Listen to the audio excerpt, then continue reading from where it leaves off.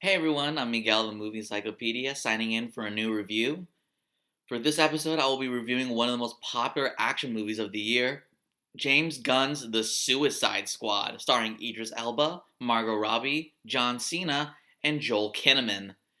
Obviously, a lot of people, including myself, came into this movie with a lot of fear because the first Suicide Squad movie was so mediocre.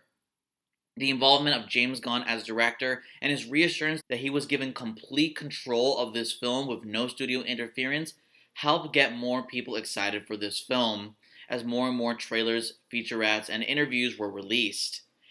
After seeing this movie, I can honestly say that all the praise for this film after the early reactions was right on the money. The Suicide Squad is the craziest, funniest, most insane and random movie I have seen all year. And that's what makes it one of the best superhero movies of the DC Cinematic Universe. The film follows a similar formula to the original Suicide Squad.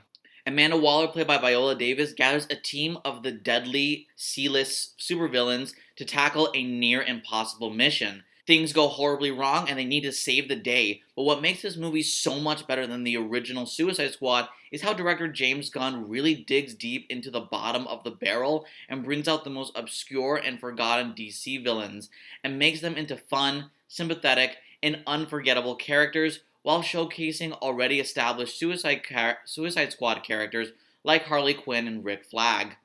The story is also a lot more compelling as the villains turned heroes have to defeat an unusual but extremely dangerous threat in the form of Starro, an extraterrestrial parasite that conquers and controls entire planets.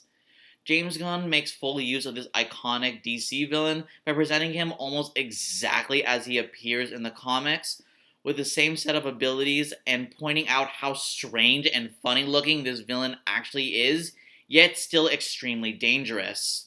This is easily one of the weirdest villains that ever come out of Justice League comics, and to see him presented almost exactly as he was back in the 1960s was a welcome surprise.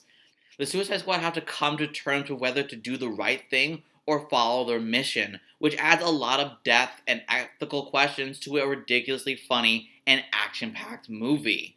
Something I thought only Marvel Studios could do, but the Suicide Squad does it even better than some of Marvel's most recent films. The story even layers themes about the mistreatment and exploitation of convicted felons in our American prison system. That's how well this movie was written. A major reason why this movie works as a gory R-rated action comedy, filled with randomness, heart, and deaths galore, is the great group of characters that make up the Suicide Squad and the actors who portrayed them. The absolute MVP of this movie was actually two actors, Idris Elba as Bloodsport and John Cena as Peacemaker. John Cena is not afraid to do action movies and he's not afraid to do balls to the walls comedies. Both of these genres he does very, very well, but when he combines them both for one role, he's an absolute master of both genres. As for Idris Elba, he really surprised me in this film. I knew Bloodsport was going to be a badass and a great action hero, but I was not expecting him to be so goddamn funny and riff off of John Cena's Peacemaker so damn well.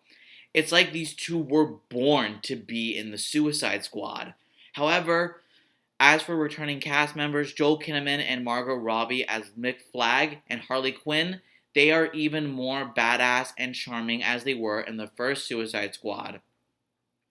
The MVP of those two was easily Margot Robbie, who may have given her best performance as Harley Quinn ever, especially since Robbie performed the majority of her stunts in this film, including this amazing sequence where she literally picks up a pair of keys from a dead body with her feet and then uses her feet to unlock a pair of handcuffs as she is hanging from a pipe.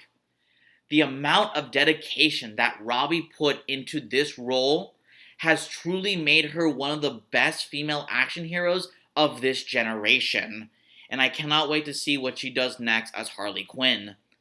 As for King Shark, Polka Dot Man, and Ratcatcher 2, three of the most important characters of this films. All three characters and the respective actors brought these forgotten villains to life like never before. But it was really Daniela Melchior as Ratcatcher 2 that truly surprised me. One of the few characters I had never heard of before this movie ended up having the most fully realized character arc of the entire cast, and ended up being the true heart of the Suicide Squad. I hope to see more from Melchior in the future, both in DC Comics and in other blockbuster films. My only problems with this movie is how Gunn handled the character deaths. James Gunn promised a bunch of gruesome deaths for several unknown members of the Suicide Squad, and I guess I was hoping he was going to spread out these deaths throughout the entire movie. And that was definitely the case for the main cast, but for several members of the side characters, they all pretty much got killed within the first 10 minutes of the film. I saw this coming, but was still pretty disappointed that Gunn couldn't kill these characters in a more thoughtful and smart way. I know Gunn needed to kill off a bunch of Suicide Squad members to make right on his promise and trim the extremely large team that would have scattered the focus too much throughout the story, but I just hope he could have done it in a much smarter and sophisticated way. That being said, the Suicide Squad not only succeeds at being 100 times better than its predecessor, a feat difficult enough if the first movie was any good, but near impossible if the first movie was pretty bad. But it also gives the DC Cinematic Universe its most bizarre, ambitious, and funniest movie to date that will hopefully be remembered by future filmmakers to come as how to do a Suicide Squad movie right.